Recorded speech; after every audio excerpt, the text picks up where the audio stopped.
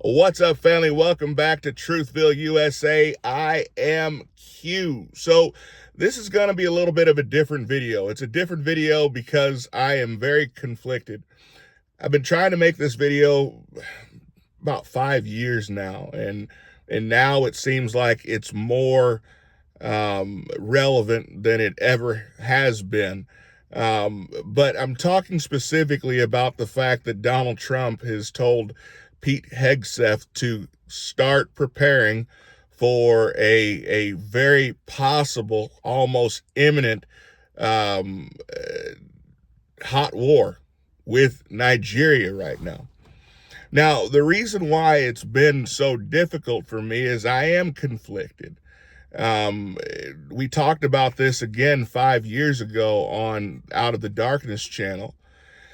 And the problem is that my father is Nigerian. I have a lot of family in Nigeria. I have a lot of Christian family in Nigeria.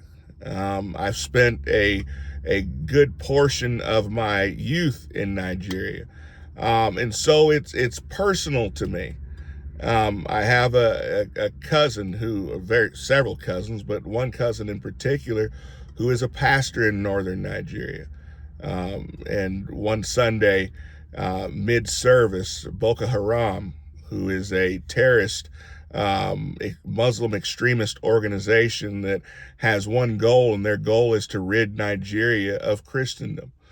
And they went into the church and attempted to exterminate everyone within the church.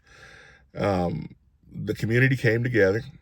Community cleaned the church up, laid the souls to rest, and the very next Sunday, there were more than double the amount of people at the following Sunday service than were at the previous Sunday service.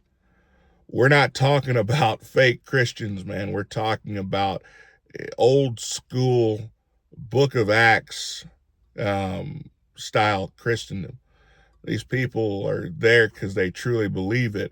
If they didn't believe it, they wouldn't literally be putting their lives on the line by showing up to church. Now, is Nigeria the only place in the world like that? No, 100% not. I mean, look at the Iranian church and the church in China right now. There's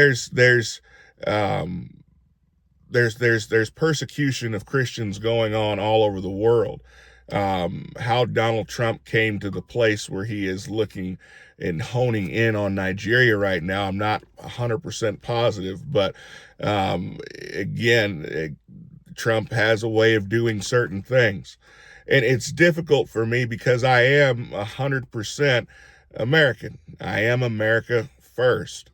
That doesn't mean that I care about my family any less, but it's difficult because I don't ever want to see my countrymen die on a foreign battlefield. Yet at the same time, I don't want to see my family die simply for their faith. It's a difficult place to be.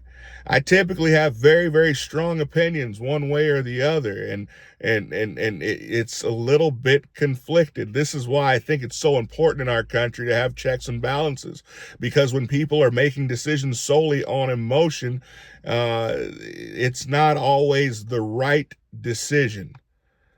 And I hope and pray for our leaders, and I think that's the most important thing we can do is pray for our leaders. Whether you're a Christian or not, most of us here in the United States, we can truly understand that people should not have to die simply because they believe differently than you. But that is not the case in other countries. So we can complain about America. We can complain about the way things are done. But in America, you still have the right to believe what you want to believe. You still have the right to say what you believe. And we cannot lose that. We cannot lose that, because there are people dying every day across the globe to try to get that. And it's a whole lot easier to keep it than it is to get it back once it's gone.